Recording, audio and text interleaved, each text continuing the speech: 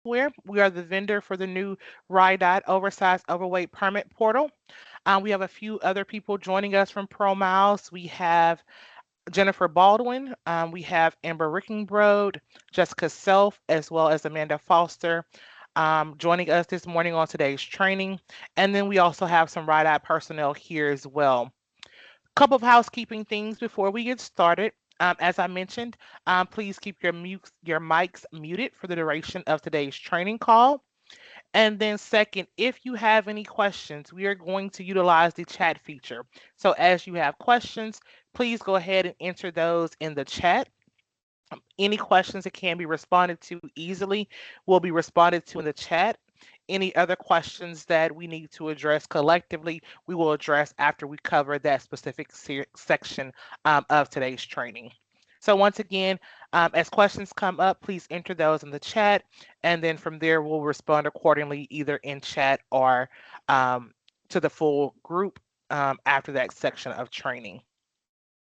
Sam, do you have anything to add before we get started? I do not.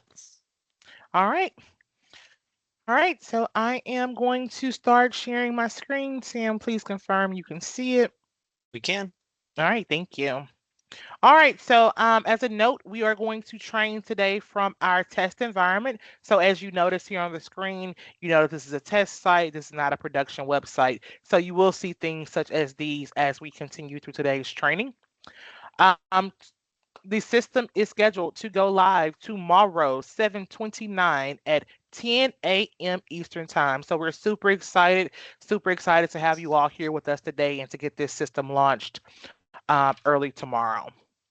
So we will be providing over, as well as likely dropped in the chat during today's training, the URL for the production system. So you can grab the URL from the chat, go ahead and pin that to your favorites. So starting tomorrow, you will be accessing the new permitting system. So once you access this URL, you are going to be routed to the RIDOT Oversized Overweight Permit Portal login page. On the login page, you'll have some information about the account creation process, a reference to the training documentation, which will be a document as well as the recording from today's training session. Here to the right, we have an important news and announcements section. This is where any information that RIDOT deems important for the oversized overweight traveling public will be posted here in the important news and announcements section. Below your login section is going to be some helpful links. This is where you can access some of the RIDOT resources directly from the OSOW permitting system. Things such as your trucking resources for RIDOT, the general laws for oversized overweight permitting, a guide to legal size and weight, some rush hour and 53-foot semi-trailer routes. We have additional resources, including FAQs, your posted bridge list and map, as well as an explanation of your vehicle weights. And then below that, we do have all of the most current bridge restriction lists for the your blanket permits as well as your divisible load permits. One thing to note is that all customer accounts will be created new in the new permitting system. So it doesn't matter if you have a current account in the current RIDOT permitting system. When you get over to the new permit portal, you will be required to create a new account. Your legacy or your previously issued permit history will be available for your customer account once your account is created and that data is synced to the new account. That information will be available. However, it will be viewable only and no actions will be available for this legacy permit data. So once you access the new permitting system login page, as I mentioned, all customers are required to create new accounts. This includes your individual company accounts or your permit service accounts. And then for any permit service users that we have in today's training, you do have the ability to create your customer accounts from your permit service dashboard. So from here, we will click the Create Customer Account action. This will be your first action of the new permitting system. Customer accounts can be created by four different account creation types. The first type is by USDOT number. So if you are a commercial carrier and you have a USDOT number, you will create your account by DOT number. The second type is identifying that you are a permit service and that you won't be issuing permits in your individual name. The third option is for permits. You'll be issuing permits in your name, but you do not have a USDOT number. And then the fourth option is for governmental entities, or I am a government agency. For today's training, we will utilize the USDOT number option to look through or talk about the steps for creating an account. A few things to keep in mind when creating your account.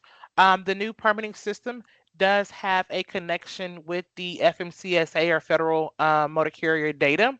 So as you enter your USDOT number, we will be performing a series of checks.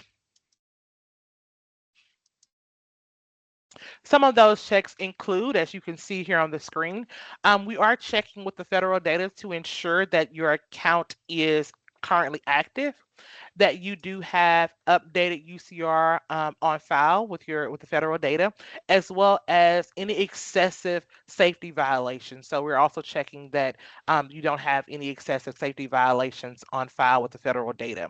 So as you see with this example here on the screen, based on this USDOT number, we returned information that this carrier is currently inactive and that UCR registration is currently not up to date. So we are keeping up with your federal data. So before you can, you will still be able to create an account in the new permitting system. However, that account will not auto approve and will require review and approval by RIDOT before you're eligible to access the permitting system and start issuing permits. Another thing, just because I failed to mention it, accounts, if everything is in good standing, if you create your account with a USDOT number, that account will auto create or auto approve. So after you finish creating your account, you'll be immediately eligible to log in. For permit service accounts, those will also auto create, auto approve.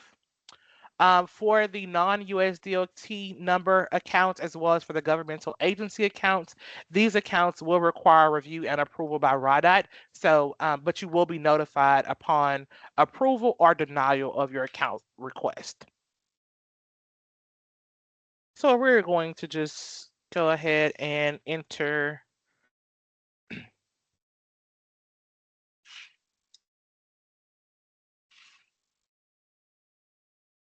We enter our USDOT number. This USDOT number is in good standing. It then pulled in the information on file with the federal data based on the USDOT number. So we have our company name as well as our company address to confirm that the information we're pulling in is correct before you click to create the account. Once you have confirmed this data, you'll click the Create Account option. This will bring you to the Register a Company screen. On this screen, information that is pulled in from the federal data is going to be auto-populated and cannot be changed. If you need to make changes to your company data and you're creating your account by USDOT number, you are required to update your data with the feds before the information is updated in the permitting system. We want to make sure that the permitting system data as well as the federal data both coincide.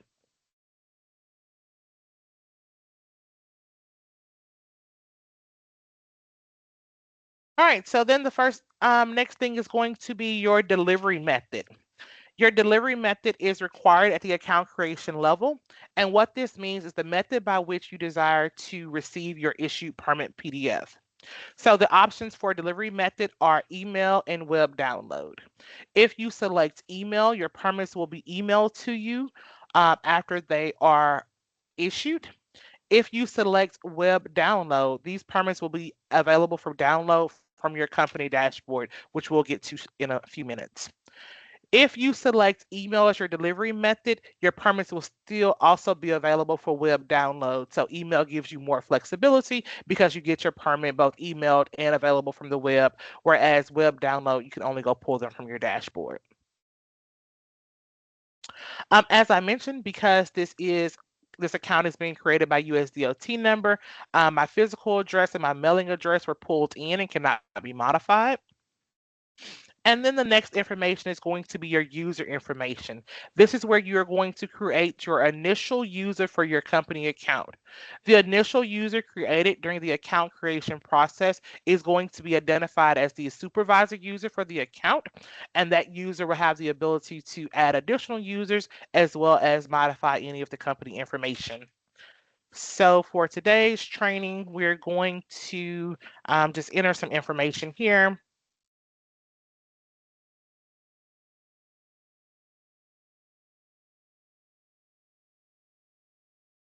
And then we are required to enter a password.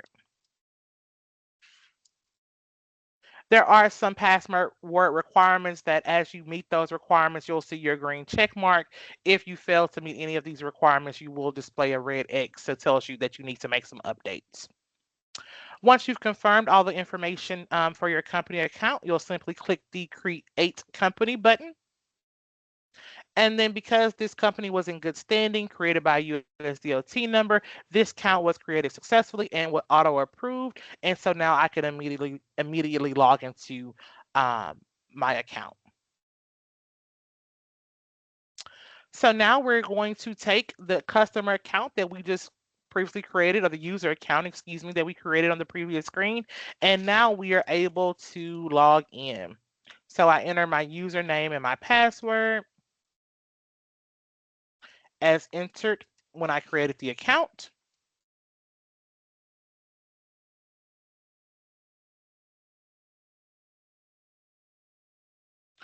All right. So one fun thing about the new RIDOT oversized overweight permitting system is that we have multi-factor authentication. So this is going to require that when you log into the permitting system that you use a second level to authenticate your access. So at initial login, you are going to be able to set up your MFA authentication. This is independent to each individual user. This is not for a company. This is for the user that is logging in.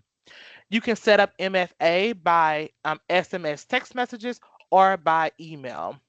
Once you select an option, it then tells you that this is your preferred method to receive your authentication, a one-time passcode. You'll enter your cell phone number to receive the text message, or if you decide that you want to utilize email, you can just enter your email address for your preferred method for authentication. Once you have your MFA set up, you can click submit. And at that point, you are going to be routed to the permitting system. You're in now. The home screen of the permitting system is what we consider to be your company dashboard. This is going to be the starting point for all functions here in the permitting system. On the left-hand side, this is your administrative panel. This is where we're going to do more of the administrative tools. In the center of your company dashboard is going to be your permit queue. This is where all of your permit history, your permit data is going to be listed here in your permit queue. And then over here to the right, we have a shopping cart. We have your general statistics. We have GVWR certifications that we'll get to shortly. We have an escrow status that we'll talk about in a little bit as well. And then we have a messages panel where any messages that RIDOT wants to display to the user once they're logged in will be listed here in your messages panel. All right, so we'll start going through the administrative panel. I don't see any questions in the chat, so I think we're good to continue. All right, at the very top left-hand corner of your screen, you will see this image icon of a person followed by your name. If you click this drop-down menu, there is an account option, which is like your account settings, followed by the logout. If you click account, this is going to bring you to your user management for the individual that is logged in. And from here, you can see this is all the information associated to the company we created at the account creation process. One thing I wanted to point out that is very important is that once you get logged in, you will need to come in and update your security questions. Security questions are important because if in the event that you may forget your password and need to have your password recovered, we do require security questions to be on file in order to utilize the I forgot my password functionality available on the login page. So once you get your account created, you get your user established, or any additional users that are created for the account, want to make sure and we encourage you all to come in and set up your security questions. To set up your security questions, you'll just select one of the security questions from the drop-down list, enter your answer, and then select Update and Save. Once you have completed that, another thing I wanted to point out in user management is going to be your securities tab. This is where we're going to store the multi-factor authentication information that you created at the initial login. In the event that you need to modify your information, maybe you want your notification no longer to come to your cell phone, but now go to your email or vice versa. If you desire to update that information, you will update that information from the securities tab in your user management portal. Um, Also want to note that security is individual to the user. So I can't come update your security questions and you can't, or your security multi-factor preferred methodologies, and you can't update mine. So it is important that each individual accesses and knows how to access this information because only you can access this for your user. All right, at any time you are done with a process, you'll just simply click the company dashboard link or the home button to return back to your company dashboard. The next link we're going to review is your company management link. Company management is where we're going to house all information on file for the company. This is the information pulled in from the account creation process. The big thing here is your company assets. When you click your company assets link, you're going to be routed to a new screen for your company assets. This is where you can add in any contacts you would like to be added to your account. Contacts are not going to be additional users for your account. They're just so these contacts don't have access to user credentials to log in to access the account. However, in the event that RIDOT needs to contact somebody or desires to contact somebody, um, you can identify a business contact or a permanent contact.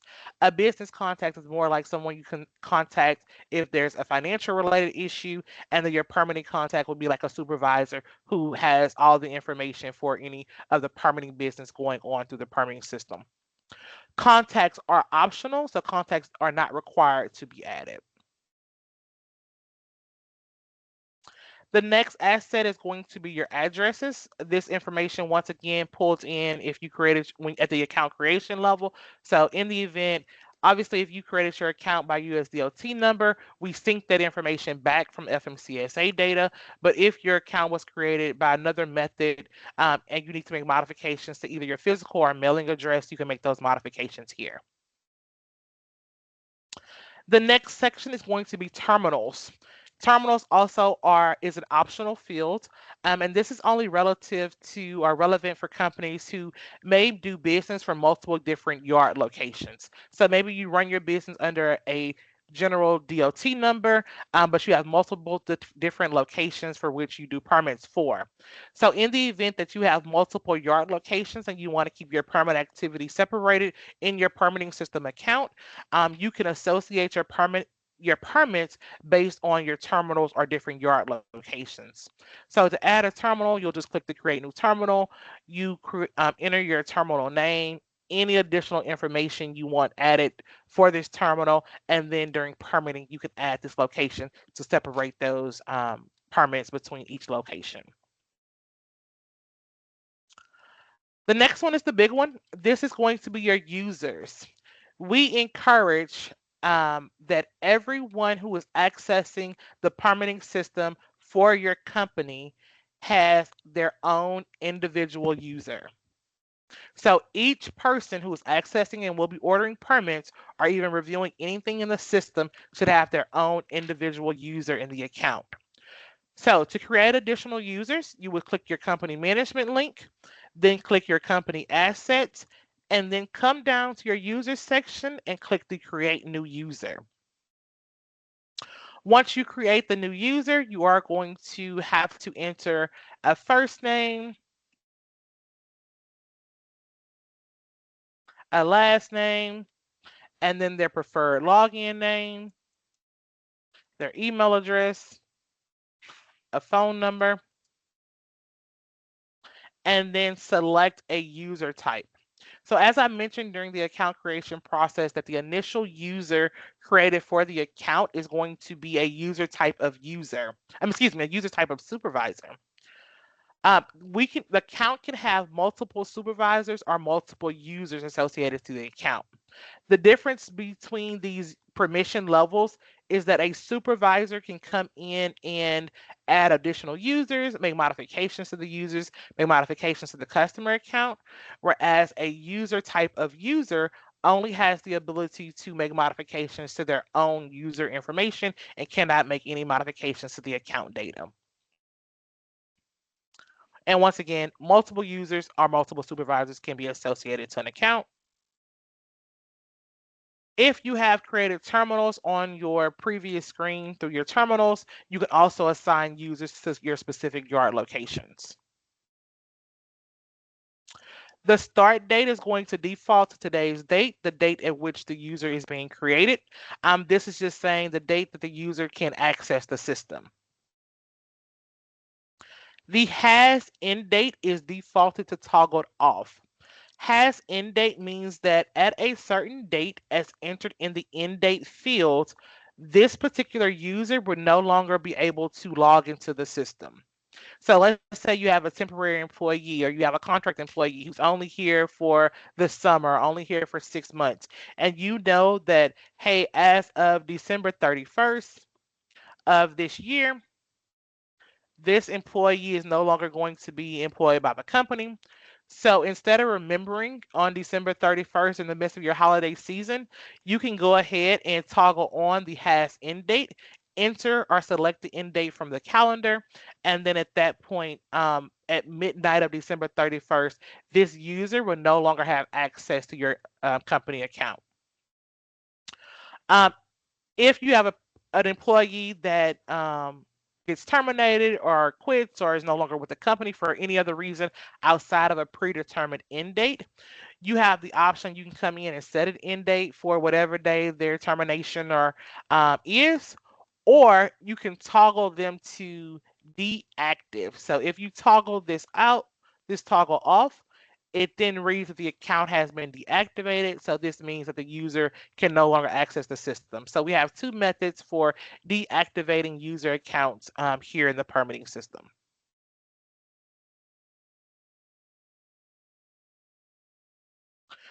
All right, Sam, any questions in chat for company management? Nope. I've been able to answer everything so far. All right, thank you. All right, sorry, the last company asset that we did not cover is going to be your vehicles.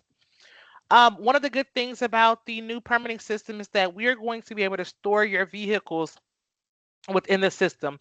So therefore, every time you go to order a permit, you don't have to enter in all of the information associated to your permit, to your vehicles to be permitted. So we have multiple ways that vehicles can be added to the system. We can add vehicles individually by coming to your company assets, coming down to your vehicle section and clicking the create new vehicles option. This is going to be where you can enter in all of the information for the particular vehicle and then click save. And then during permitting, this vehicle may be recalled during the permit process. So all the information already stored and saved on file can be recalled and you don't have to enter it all in the permit application. We also have other methods for storing permit vehicles that we'll get to later on in today's training. All right, the next link is going to be your GVWR certifications link. There's users for your blanket permits as well as your annual divisible load permits to um, maintain a copy of their GVWR certification with them to accompany the permit. GVWR certifications are now available to be uploaded and added to the system to be reviewed and approved by RIDOT. This does not supersede any of the requirements for roadside. However, this does make the permitting process a little smoother. At system launch, the system will not be requiring GVWR certifications to be uploaded. However, that requirement will go into effect in the near future once we get this system off the ground. So, to add a new GVWR certification, you'll just come to your GVWR certifications link here in your admin panel, click the Add New. It will bring you to your Create Gross Vehicle Weight Certification screen, where you are required to enter your manufacturer address, your representative and representative address. The company name is going to be pre-populated based on the company that you're logged in as. Enter the name of the person certifying the GVWR certification, as well as upload a copy of the certification, the VIN number of the vehicle you're uploading the certification on behalf of, your GVWR, your gross vehicle weight rating, as well as your gross axle weight ratings for this particular vehicle as well. We do have the add axle options in order to add additional lines for the number of axles from your GVWR certification. Once this information is entered,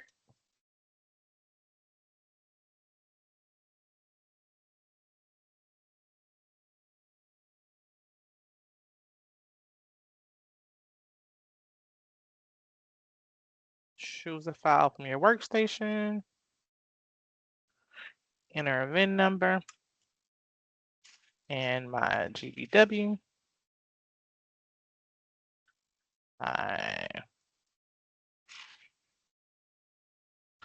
So once you have all your information entered on the screen, you'll just click Save. And then you can see now on your gross vehicle weight certification screen, you will have your newly created GVWR certification available on this screen.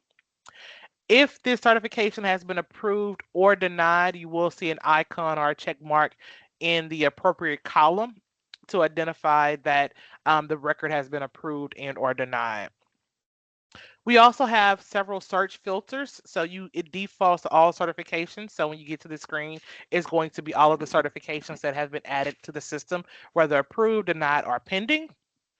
You can also search by VIN number. Click the VIN option and enter in the appropriate filter parameter data. You can filter it by approved search, pending search, and or denied search. The system will send an email notification when a certification has been approved or denied. Anything on GVWR search, Sam, you may want to add from a business perspective? Nope. I've been answering some few questions in the chat about them, but GVWR certs, you probably mentioned this, they are going to be required for annual permits starting April 1st, 2027. We highly recommend you upload them into the system as early as possible to start getting them approved. But between now and then, you can either upload the cert into the system or have your GVWR cert in the vehicle with you. That's all. All right. All right. The next link we are going to cover is going to be our pre-trip planning link. Pre-trip planning has been added as an aid to the customer, to the industry. So pre-trip planning is to assist you all with possibly bidding for loads. So many times you have to get an actual permit before you even know about how many miles is this trip going to take me to travel from point A to point B across the state. So we are introducing a new feature called pre-trip planning, and this is going to be where the system will produce a system-generated route. This is not going to take the place of a permit because it is not valid for travel. However, the system will give you a brief estimate of, hey, this is what your route may look like based on your load dimensions. Also, something to note is that there's no bridge analysis taking into account in the routing in pre-trip planning. So if your load is overweight, the route that you received through pre-trip may not be your final route. So to complete a pre-trip route, you will just enter in your overall dimensions. So for today's training, will be 10 feet wide, will be legal 13.6 high, 70 feet long, and then will be 72,000 pounds. Enter in our dimensions and our weight, click next, and then we get to our routing options. We will cover routing specifically a little later on in today's training. So just for this brief excerpt, we'll just select a simple border crossing. We'll be coming in on the I-195 Mass line, and then we could leave out on the 101 Connecticut line. So we enter our routing options, and then we click route, and the system will provide a general route, avoiding any restrictions that may be in place throughout the state. So from our origin to our destination, it does tell you that this is a suggested route only and is not valid for travel. And then below there, we can look at, hey, this a total trip distance of just 33 miles to help you say, hey, I charge $3 per mile and the trip is going to be roughly 35 miles. So I can use this in quoting for this particular job. We also have our abbreviated route descriptions and then followed by our turn-by-turn directions.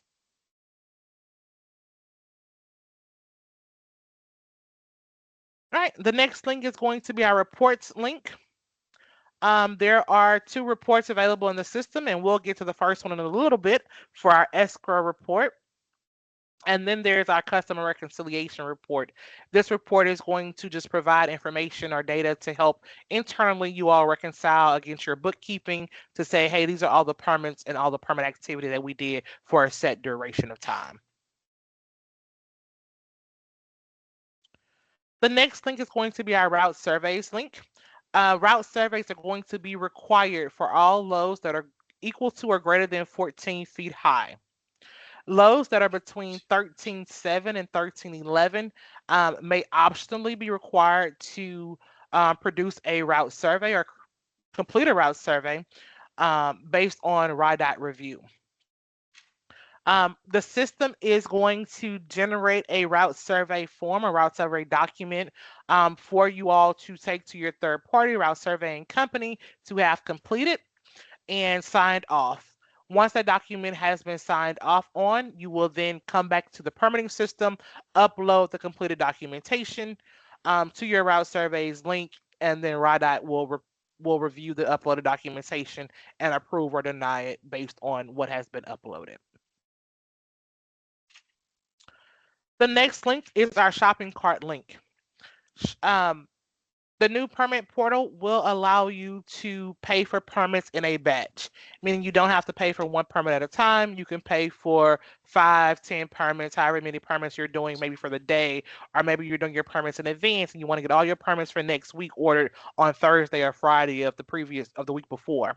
You can put all those permits in your shopping cart and then go to a single, complete them in a single transaction. So payment methods for a customer will include a credit card. You use your credit card. There is a 3% credit card processing fee added for credit card transactions. We also are now offering an escrow, which is a pre-funded account where you can add funds to your escrow account and then be able to utilize escrow at permit payment. And so those are the only two payment methods allowed for customer users. And we'll get to setting up escrow shortly. Then the last option or the last link available here in the admin panel is going to be your vehicle import option. As I mentioned when we were looking at company management vehicles and your company assets, where you can add individual vehicles, we also have the vehicle import option that allows you to upload a spreadsheet of your vehicle inventory.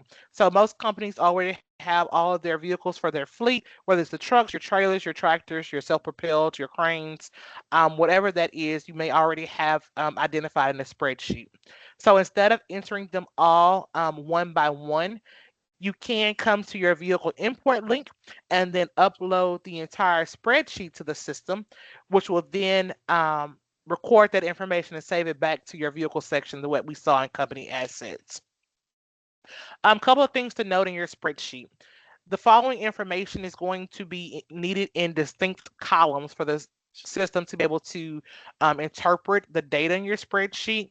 We'll need the unit number, we'll need a 4-digit year, the make of the vehicle, the VIN number, the plate, the state, the type. This gives you the valid vehicle types that are available in the system, and it also gives you the abbreviation. So you will need to utilize the abbreviation for each of the certain specific vehicle types, and this also needs to be in all caps. So just note that your vehicle type in your spreadsheet needs to be the abbreviation as determined by the system and in all capital letters. And because you have no terminals defined, if you have some defined, you can add a terminal, but that can be left blank, and then your optional number of axles. Once you upload a file to the system will interpret the data. You'll tell the system, hey, this is where all my data is included. And then you'll click to import your vehicles, and then it'll tell you if there are any errors in your import and which fields in your spreadsheet produced the error. All right, that is all for company management. Anything in the chat, Sam, we need to discuss? Nope, I'm having fun keeping up with it. There you go. All right. So then we'll jump over to the right side of the screen. As I mentioned, on your left-hand navigation, you have a shopping cart link. You also have a shopping cart panel here on the right-hand side of the screen. This will give you kind of an overview of what's all in your shopping cart. So if there are permits that are ready for payment, you'll see this number increase from 0. It'll tell you the total of everything that's in your shopping cart. And then you have a link to go to your shopping cart to select to complete those transactions. The next panel is your statistics panel. This is going to give you some general permitting statistics. So it's be for permits issued today for the company, and then the number of permits that were self-issued today. The next section is our GVWR certification section. This is similar to the GVWR certifications we saw here in your left-hand navigation. It just tells you how many approved certs you have, how many denied certs you have, how many pending certs you have, and if you want to create a new one to upload to the system, you have this create GVWR certifications link here as well. It'll perform the same as the link here in your admin panel. The next thing we want to look at is going to be your escrow. The ability to set up escrow is only going to be available to your company supervisors. So anyone that is identified as a supervisor, if escrow has not been set up, will have the ability to set up escrow. If it is just a user for the company account who can't make decisions on behalf of the company, then the setup escrow option will not be available. So when you click to set up escrow, there's going to be an escrow attestation statement if you choose to utilize this. Once again, it is not required. It is an option. You will just attest to the attestation statement and click submit. That then brings you to the escrow screen, where from here you can make deposits to your escrow accounts. Deposits to your escrow account can be made by ACH debit, check, or credit card. If you select the ACH debit or check options, you will receive the button to download the escrow submittal form. Once you click to download this form, you will complete the form in its entirety, and then it tells you where to mail in a check to if you decide to fund your escrow by check. Also, if you decide to fund your escrow by ACH debit, this is going to be a direct debit, direct ACH from your bank to the merchant's bank. The ACH debit and the check options are not immediate transactions, so your funds will not be made available immediately. So there is a wait period if you fund your escrow by ACH debit or check. You also have the option to fund your escrow account by credit card. Once again, as I mentioned, just like with permanent purchases, there is a 3% processing fee for any escrow deposits by credit card. The maximum amount for each credit card deposit into escrow is going to be $5,000. You can maintain a balance of greater than $5,000. You're just unable to make multiple escrow, excuse me, unable to make a single escrow deposit by credit card exceeding the $5,000 amount. If once you select your deposit type, you'll be required to enter a description as well as a deposit amount. And then this will transition you to the credit card processing screen for completing and funding your escrow. So we will do this real quick.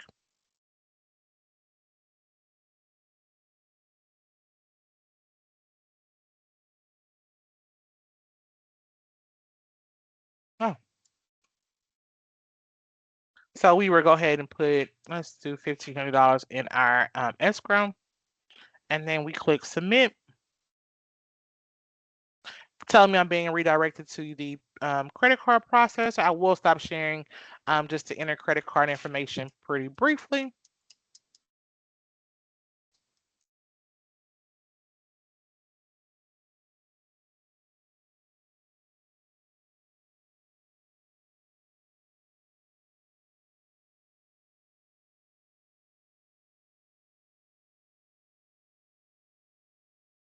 And then after you enter your credit card information,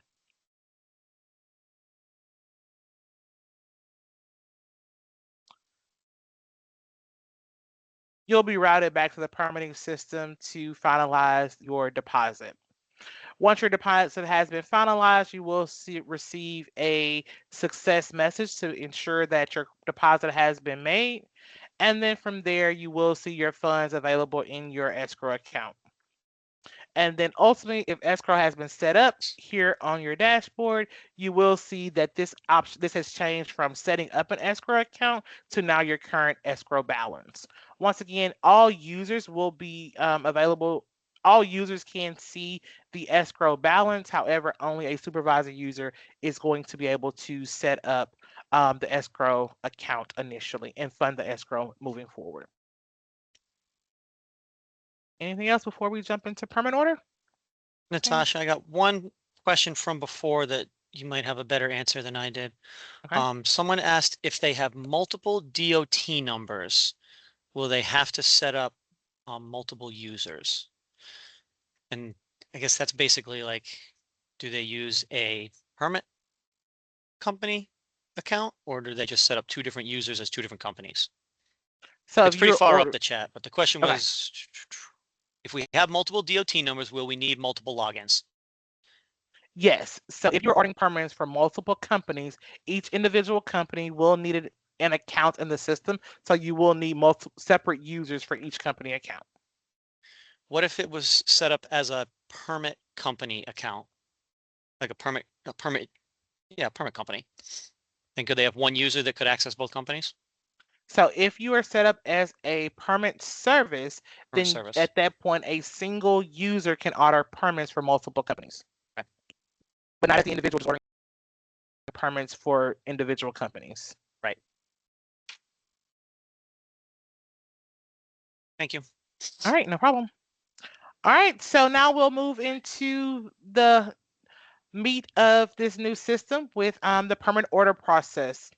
So a couple of things before we jump into the permit order, I want to look at is the filter options. So here in your permit queue, as I mentioned, that the options, this is going to house all of your permit data. So you can, once you start filling up this information, you can filter the permits available here by several parameters, by permit ID, by permit number, permit type, your unit number, the issue date, the start date, as well as the VIN number. Once you select a filter option, you'll either enter or select your filter parameter and then just click to search, and it will filter the results based on whatever parameters were listed here. All right. So you've created your account. You can log in. You've managed all of everything associated to the account. So now you want to order permits. At the top of the customer dashboard in the center, you have this order new permits link. So to get started, you'll just click the order new permit. The first screen of the permit application process is always going to be your ordering for company. If you are an individual company user, this is going to be the company company that you're logged in under. If you are a permit service, this will give you the flexibility to select the company for which you are ordering permits on behalf of.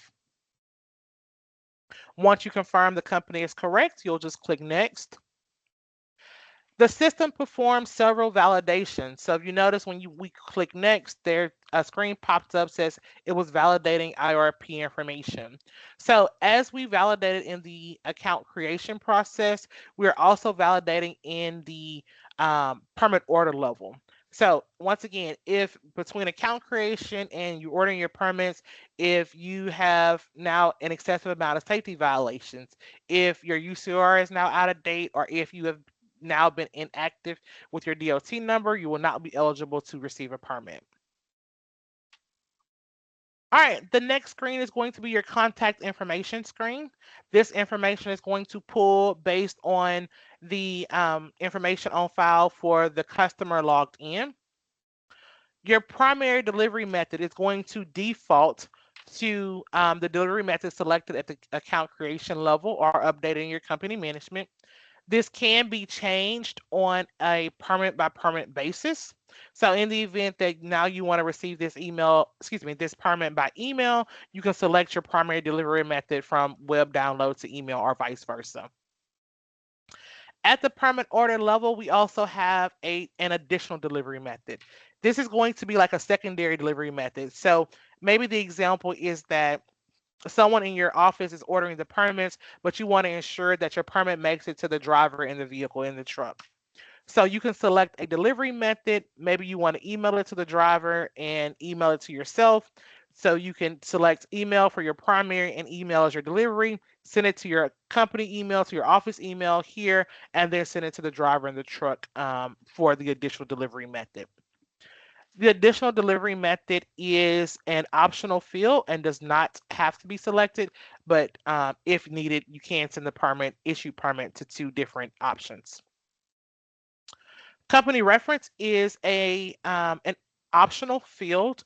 This is for your company users if you want to put any reference information for this permit. So, for example, if you're having to order multiple permits for a specific job, you can put job number 1234, and then later on, you can always find all of your permits that were related to that particular job based on your company reference. Once again, optional field, not required. All right, the next screen is going to be your permit type screen. There are three permit types available here in Rhode Island. We have our annual divisible load permit, the blanket permit, as well as your single trip permit. For this example, we're going to start off with a blanket permit. It then gives you, the system then provides a description of the permit type selected. The next section is going to be your start and end dates. The start date is going to default to today's date, and that date can move to a future date. However, that date cannot move to a day in the past. There are different rules as established by RIDOT for how many days in advance you can order each permit type. So currently we can do 14 days for single trips, 30 days for blankets, and then your annual divisible load permits we'll talk about, because depending on where we fall into the ADL season depends on when you can order those permits. The end date is going to automatically default to the set duration for these permits. So you see I started my permit on July 31st. It'll end on July 30th of next year. The next screen is going to be our vehicle screen. On this screen, this is where you're going to enter your information for your vehicle and or trailer for your blanket. If you had uploaded or saved vehicles, you can select a vehicle from this drop-down list, which will then automatically populate the information here for this vehicle.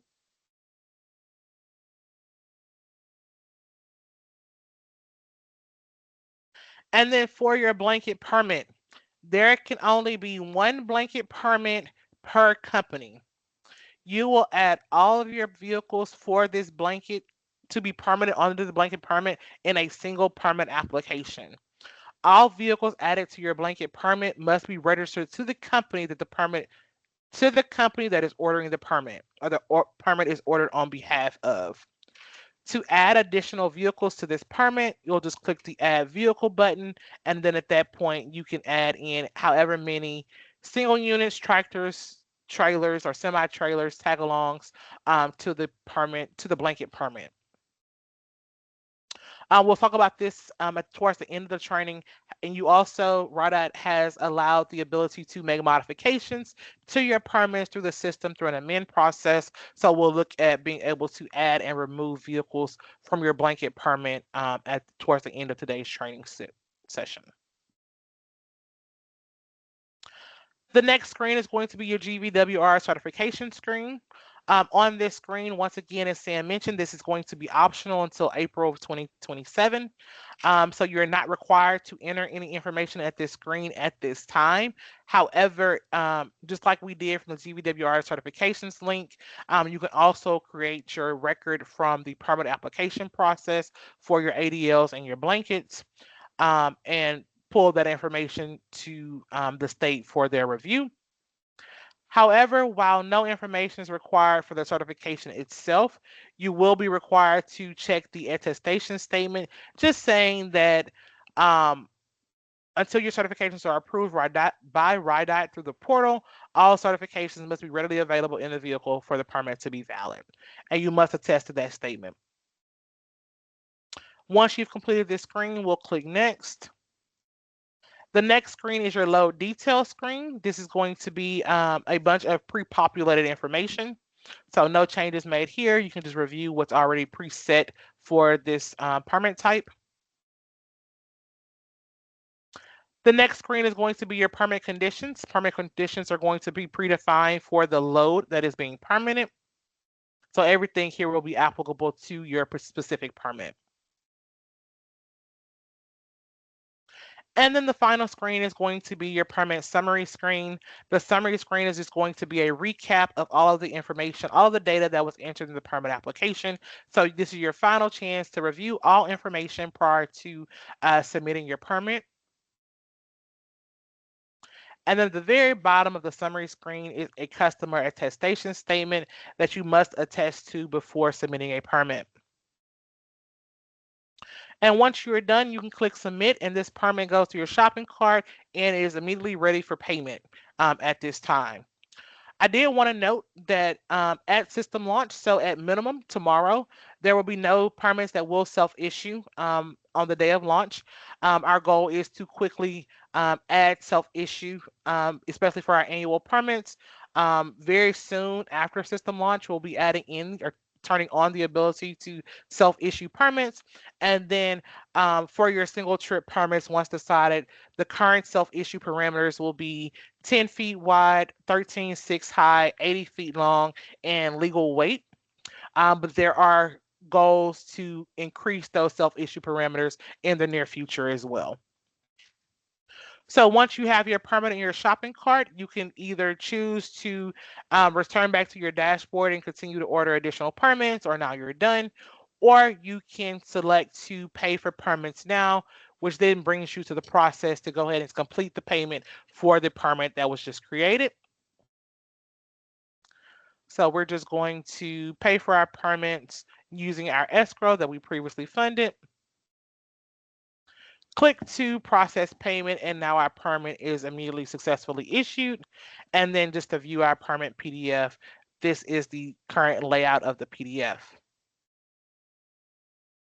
So all vehicles will be listed here for your blanket permit.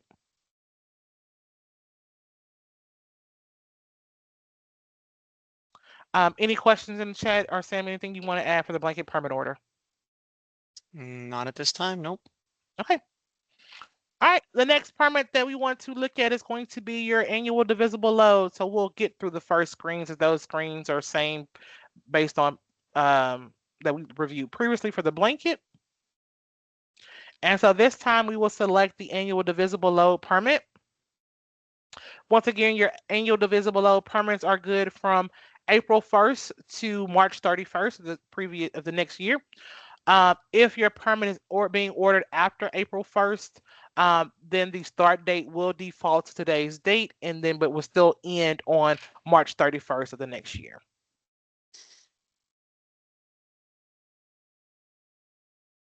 All right, couple of things on your vehicle screen for your ADL permits.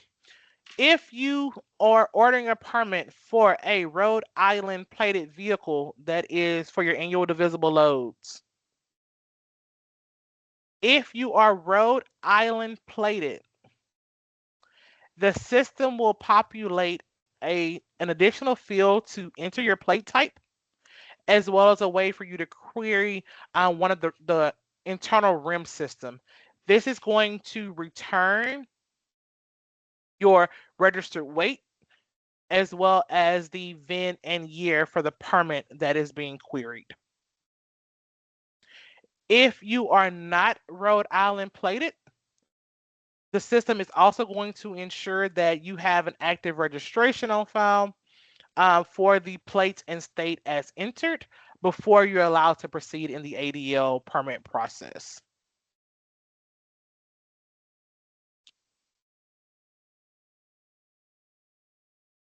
And sorry, Looks I'm like it having, gave you an error up top there.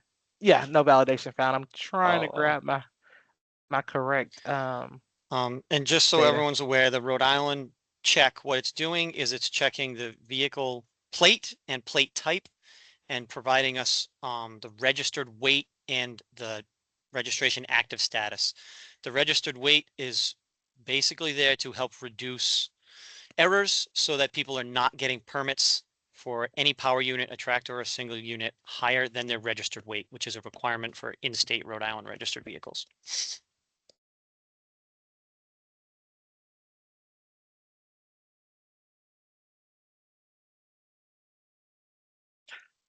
All right, thank you, Sam. Just like we saw in the blanket permit application, we also get to our GVWR certification screen. Once again, not required at system launch, but will be required April of next year. Same attestation statement. And then you move to your load details page where your overall dimensions are preset. You can enter in your permanent weight sought, single unit vehicles, your GVWR, and then your total axle count and your center to center axle spacings. Next screen is also going to be your condition screen. Once again, conditions that are applicable to the load being permanent. And then your final screen, once again, your summary screen where you have your customer attestation statement as well. Once you click submit, ADL permits in the near future will also be eligible for self-issuance.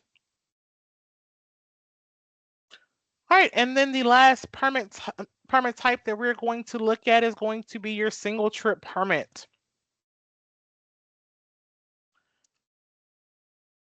For your single trip permits are valid for a duration of 5 days. If your permit valid dates include a holiday, you will get additional days for your valid days to account for the days that you're ineligible to travel if you meet the certain dimensional requirements for limitations for oversized overweight travel based on holidays.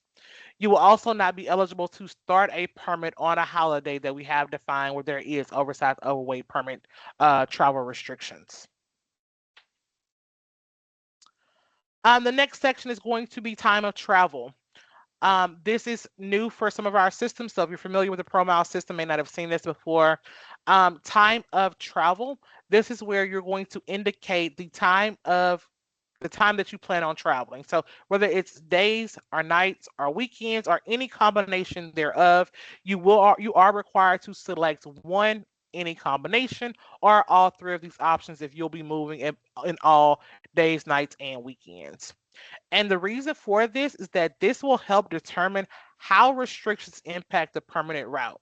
So, in order to not be impacted by a restriction that's not in place while you are going to be traveling, so for example, if there is construction going on and a lane is closed, but it's only closed at nighttime, if you're traveling during the day, you will not be impacted by a nighttime restriction. And so, therefore, you can move before the construction starts for that night or that evening.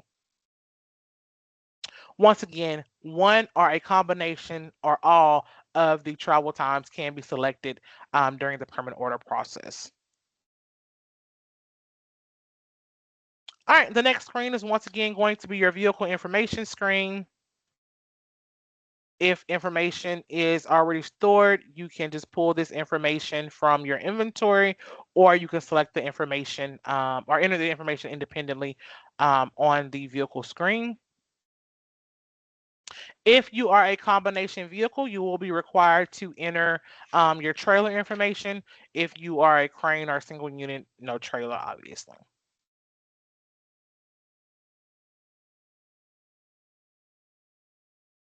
All right, the next screen is going to be our load details screen. We have a preset list of load descriptions that you can select from.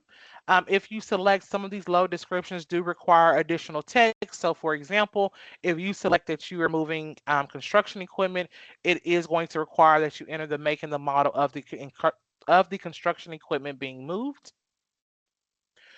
We also have our divisible load and non-divisible load attestation statements, basically attesting that the load you're hauling is non-divisible, or that you are hauling a divisible load, but hauling multiple items does not create an overdimension.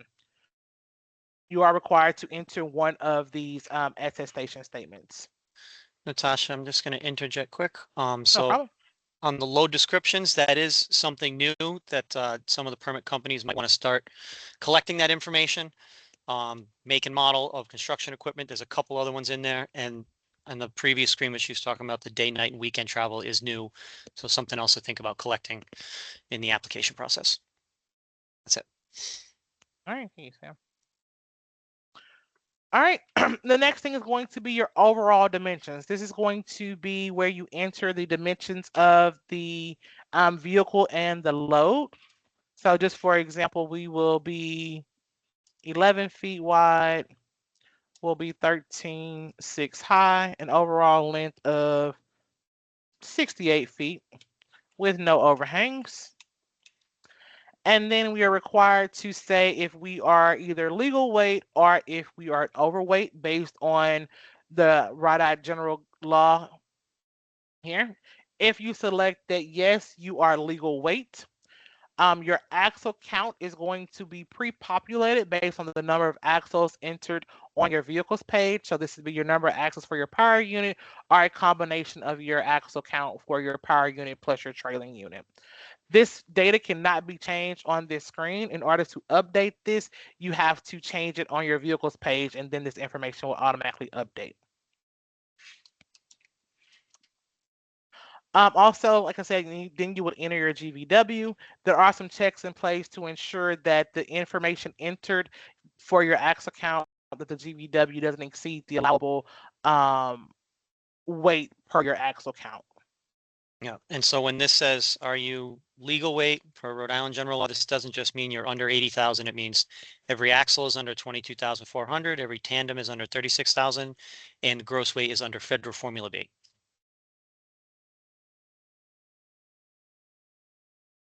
All right. And if you select no, you will be required to enter your axle weights and spacings information, where your axle spacings and axle weights are required.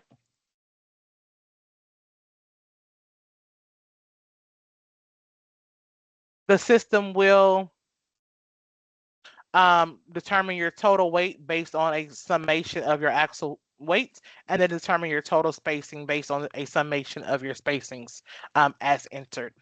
The system does perform validations to ensure that your spacings can't be greater than your overall weight as entered on the previous page. Once you've entered your axle weights and spacings data, if you are over legal weight, or entered in your gross vehicle weight if you're under legal weight, the very next screen that you'll get to is a special items page. This special items ask if the load contains extremely hazardous waste according to the Rhode Island State Waste Code in R006. If you select yes, you will have some limited routing options. And if you select no, there's no limits to where you can be routed within the state.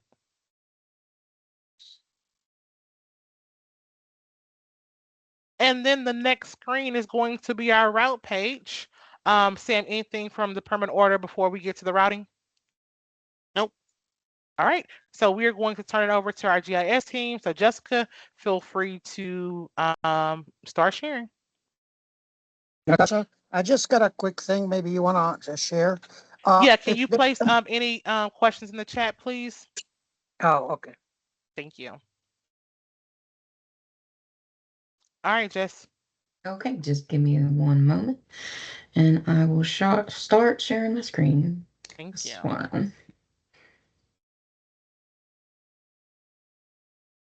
Okay, so I do have a different company pulled up, so I'm just gonna process my permit real quick and we'll get back to the routing screen.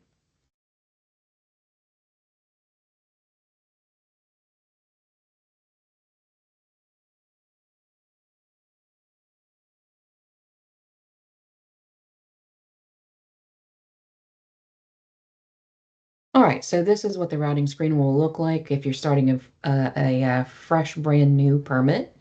And at the top, we have our Enter a Trip guide. If you click on that, it will expand and it will give you a description of all of our routing options.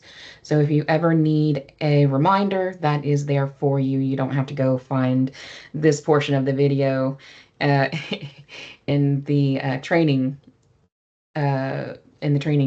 videos. Next portion is the trip entry, where you will have multiple ways of selecting your origin and destination. We have address, intersection, latitude, longitude, border crossing, military base, and ferry terminals. And below that, we will have map and dimensions, but that will not be populated just yet until we have generated a route. So let's first demonstrate using an intersection. This will be a point where two road names meet. So I'm going to click Find Intersection, and then I will enter in my two road names. And then I will click Find. This will place a point on the map. Can you have more than one point on the map? Yes, this will find any intersection where those two road names meet within the entire state. So please be aware that whenever you select the pinpoint, that you are in the correct city that you're looking for. In this case, this is where I'm looking for, so I'm going to put my cursor on that balloon and left click. You'll know that it's worked by the changing of the balloon right there. Now it's a green balloon with an O in it to indicate that is your origin now. I'll click done. So that sets my origin. And let's say I need to leave the state. So I'm just going to do border crossing. And I'm going to leave the state on I-195 at the Mass border.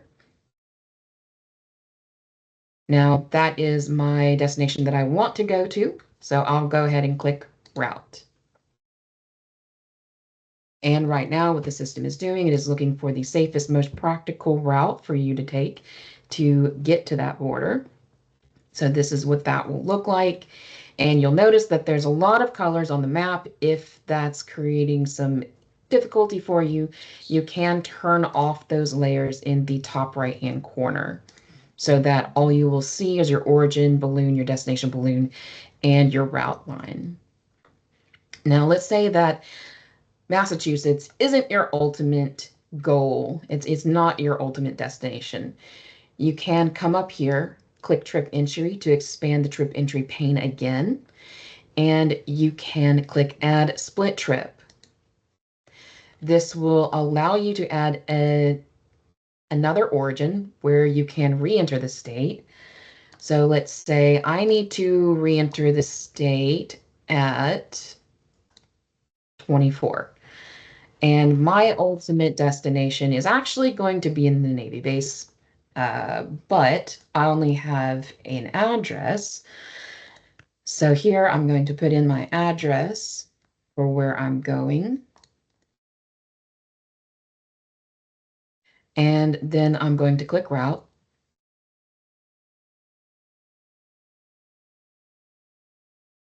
And it's looking again at our restrictions, as well as bridge analysis, since I am not currently legal on my axles.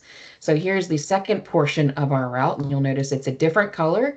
Each leg of the trips will be a different color. And let me turn off my layers again so that we can see that. So here I'm exiting the state, and then I am re-entering the state to get to my ultimate destination down here. Now you notice though, I am not ending on Whipple Street. I am ending at gate 17. That is a function of the system. You'll get a notification up here.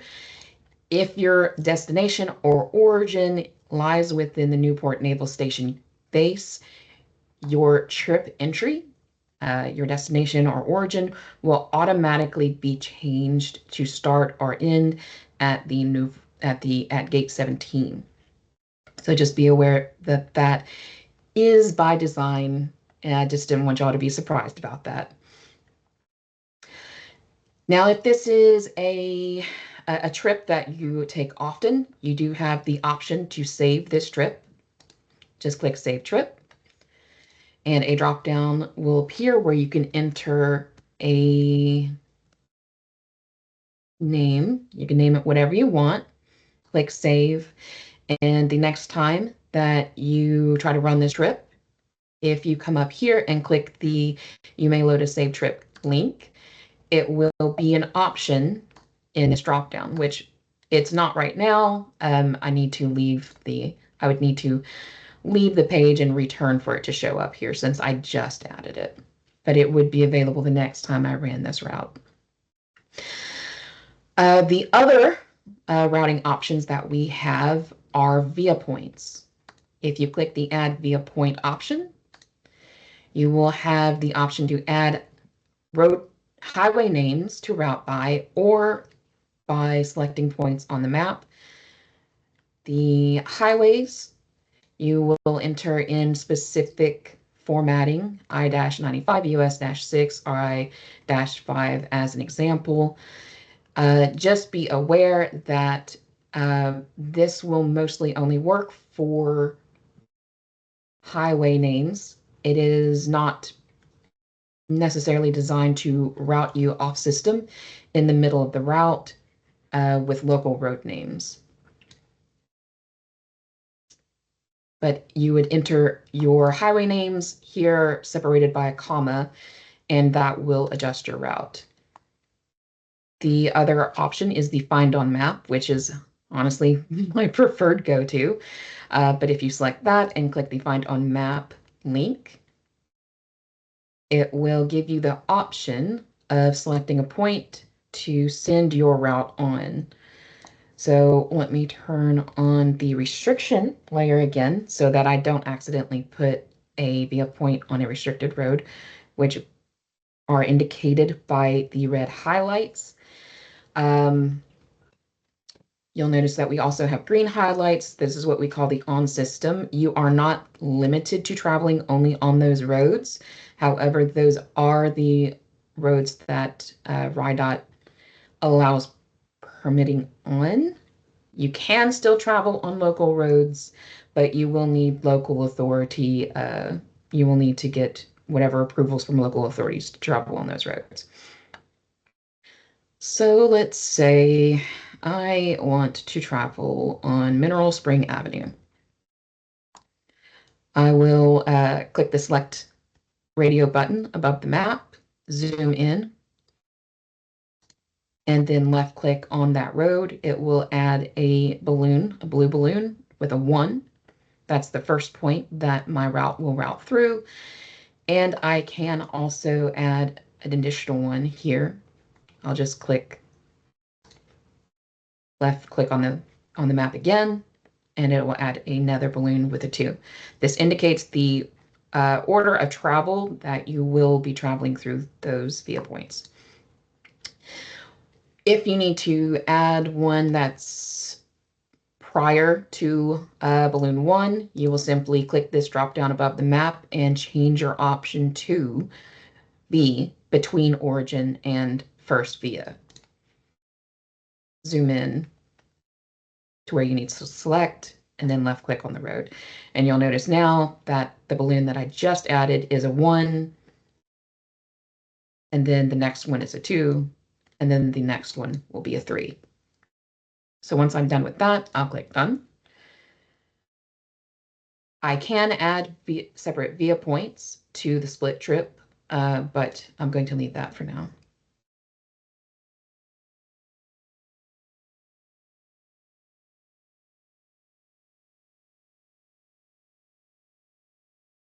All right, so once we have our new route, this is what it will look like. You will see your via points on the map to indicate, what you've selected.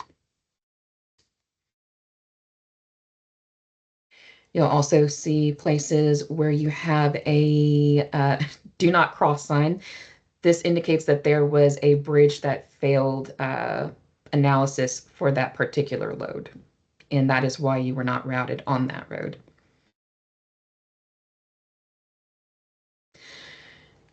Right, and below the map, we do have your dimensions. The conditional override section is something that you will likely never need to look at. Below that, we have the bridges crossed on route, which if you are curious, you can click the view on map button next to a bridge and it will zoom you into that bridge. Jessica, And just yes, quickly on the map, could you just show the map drag versus select button? Because I know that we used to forget that all the time when choosing a location on the map.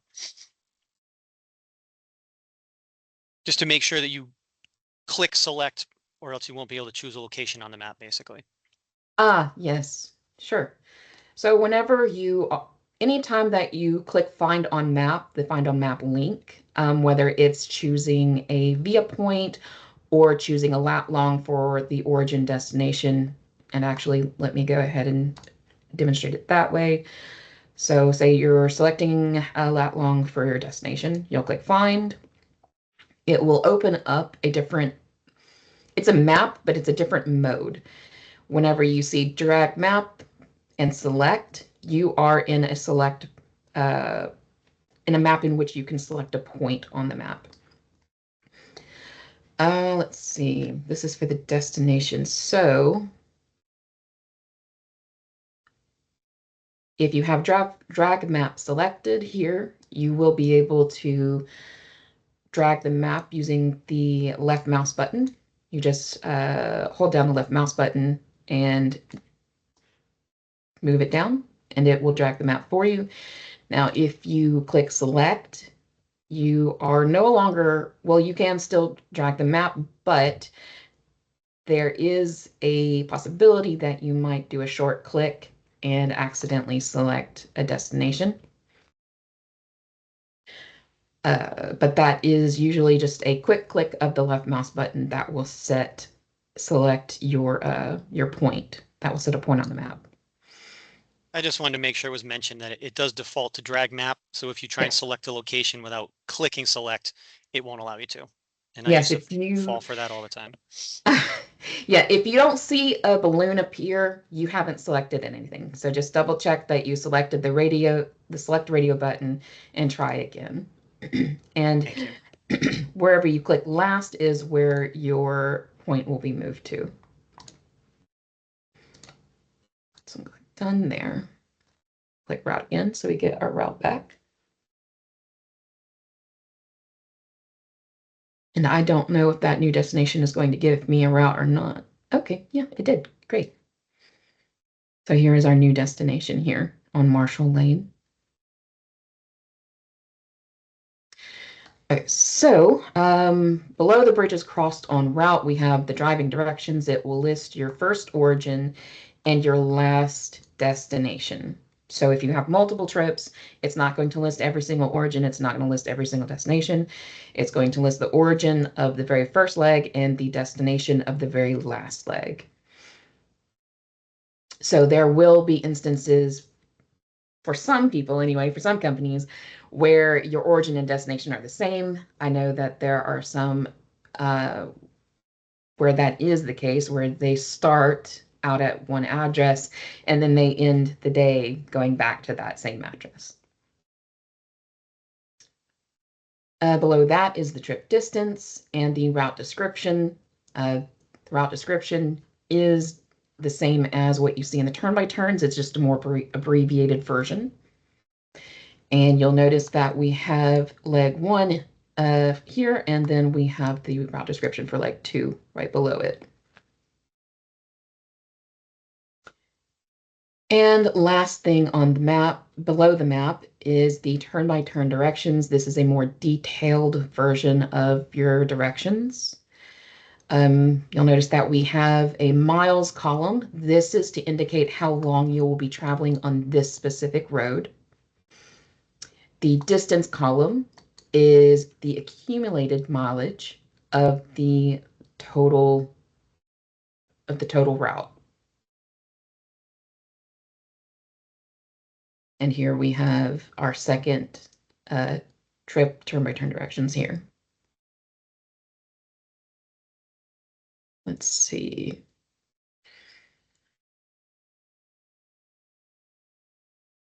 You do have the option to remove a split trip. You'll just click the delete button here for whichever leg you want to remove.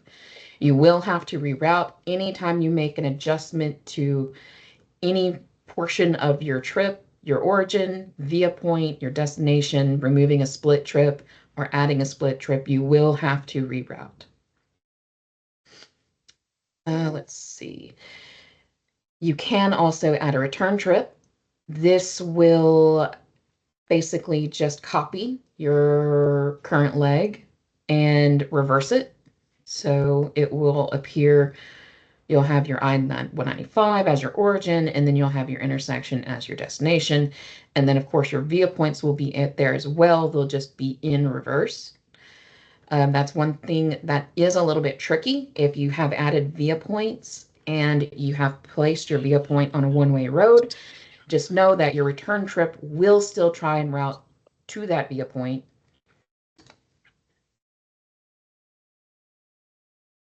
So in cases like that, you might end up with a loop. So you might need to adjust where you have your via point. But here is our route with our return trip.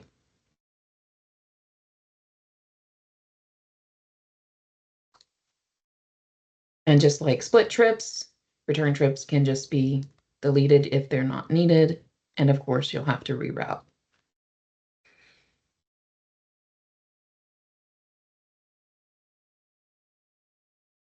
And if you don't like any of this and you need to start completely over, you can click the clear button and it will reset it to the original, what you would see when you first come in to the routing page.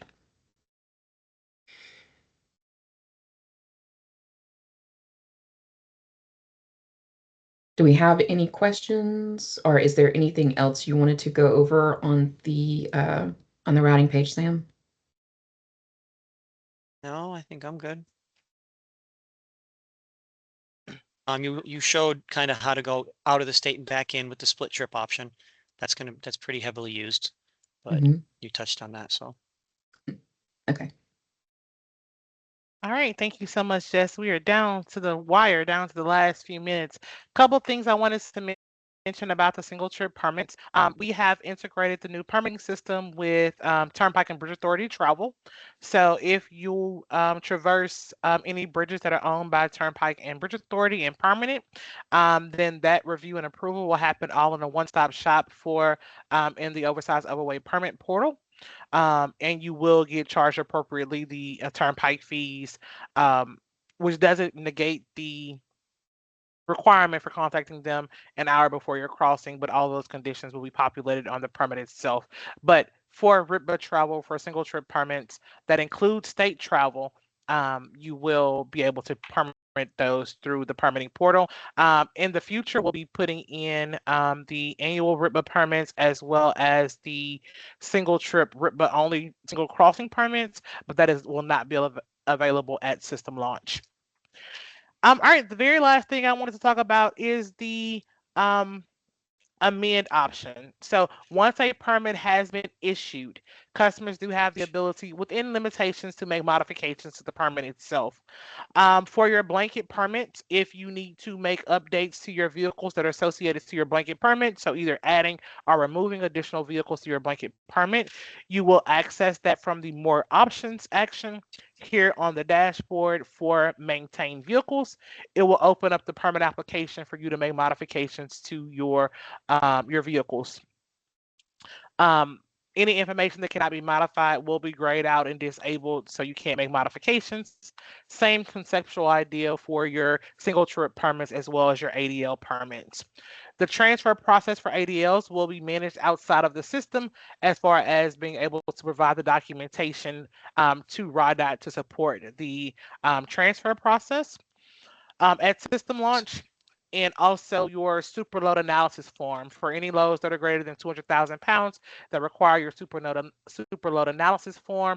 There is an attestation statement in the permit order process that you are required to attest to prior to submission. However, the providing the documentation of supporting the super load analysis form is done also in your current process outside of the system.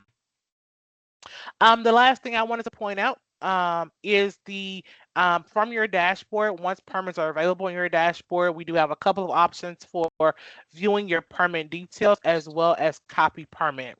So copy permit is going to create the same permit that you are copying it from, and you are able to make some modifications through the permit screens. But it's a great tool if you need to, if you just want to keep redoing the same permit, maybe getting maybe updating your dimensions but using the same route, and or if you are permitting the same route for multiple vehicles. So you can utilize the copy permit feature. And then if you click to view details, this brings you to our permit details where you can review all of the information associated to the permit record, as well as any of the vehicles, and view if you need to pull a copy of your issued permit PDF, or if you need to resend or want to send out a copy of your PDF to a different mechanism, you could do that from your permit details as well. And I think that's it. The last thing I wanted to note is that permits, once they are approved, you will receive notification from the system. If you do not pay for permits by midnight of their start date, permits will be removed from the shopping cart and will no longer be eligible for payment. So make sure that you're keeping up with any of your approved permit emails, as well as being mindful of your start dates as you're requesting on your permit applications.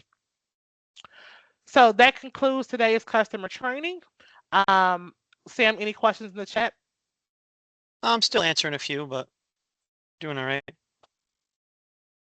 All right. So that is going to conclude today's customer training. We are extremely excited about the launch of this new system tomorrow. If we will hang around for a few more minutes, if you have some questions that we need to answer, please feel free to hang around and we can discuss any of those. You are welcome to drop for today. Thank you again for attending. And if you have any questions, kind of hang back and we'll make sure we address any of those. And you're open to turning on your mics and having conversations at this point. So thank you all again. Have a great day. And then we hope to see some activity tomorrow on the new permitting system. I'm going to answer a few questions from the chat out loud here. So from Okay. Nancy, would we copy permit to renew? After we copy, then what? So renewals are only going to be for blankets and annual divisible load permits. You're not going to be able to copy those from the old system and renew them in the new system. They will need to be created as new permits in the new system the first time, and then you'll be able to renew them going forward after that. Can you repeat the information that is able to be amended on a single trip permit? So a single trip permit, basically you can amend anything that does not affect routing. So you will not be able to change dimensions, origin, destination, weight, anything like that. But vehicle information, registration, that type of stuff will be amendable. Could you tell the dimensions for a route survey? Yes, so anything, this is all just height. Anything that is 13.7 to 13.11 high has the potential to require a route survey at our discretion because that is over legal height. Anything that is 14 feet high or higher will have a mandatory route survey required. Brian McKee, where do we get the GVWR certs? So GVWR certifications, we have a form that you can get right off the RIDOT website. that if you want to use that. But we don't really care about the format as long as it has the proper information. It needs to have the VIN number, the gross vehicle weight rating, each of the axle ratings, and then the contact information for who provided the certification, which has to be a manufacturer or a dealership. Let's see. So that covers that one. And Brian, are they for just the hauling unit or trailers too? So for annual permits for every vehicle, every tractor, every semi-trailer, every single unit has to have a GVWR certification. The ADLs, that's been in place for a long time and is currently required. The blanket permits, it's kind of new. So we're not really enforcing that heavily until next year, but they're all required. You should start uploading them as soon as possible.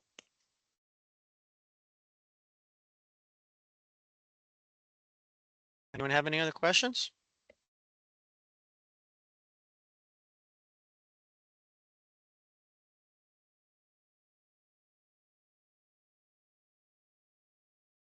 All right, like I said, we'll be here for a few minutes to answer any questions that may come up, or you're welcome to drop. Thank you all again.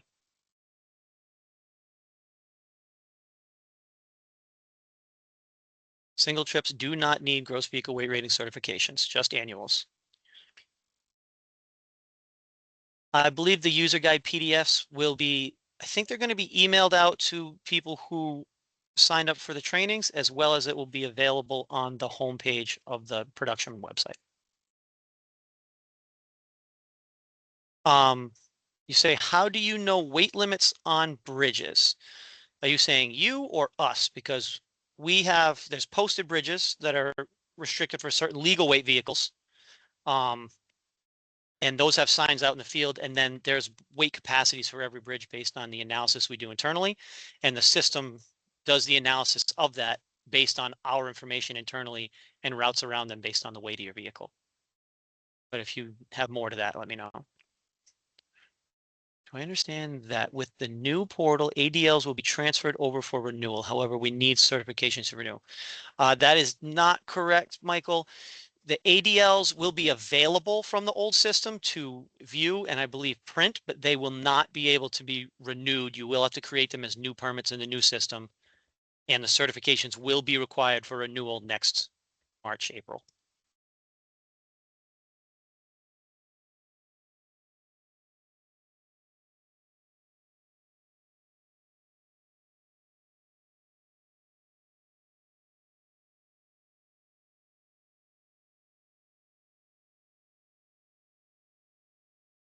Right, John, for ADLs, we permit for 104,800 for all vehicles.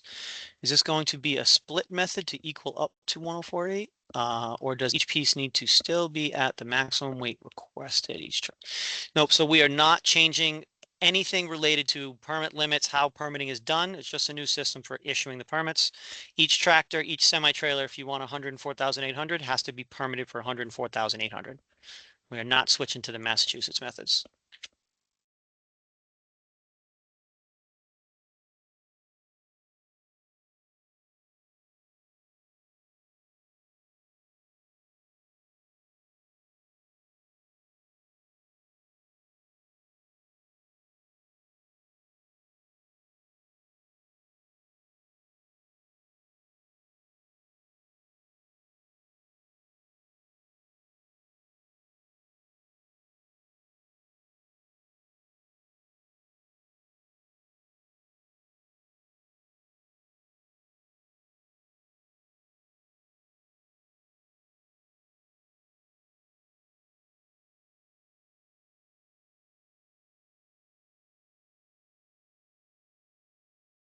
All right, we'll hang about another minute or so. Any last minute questions?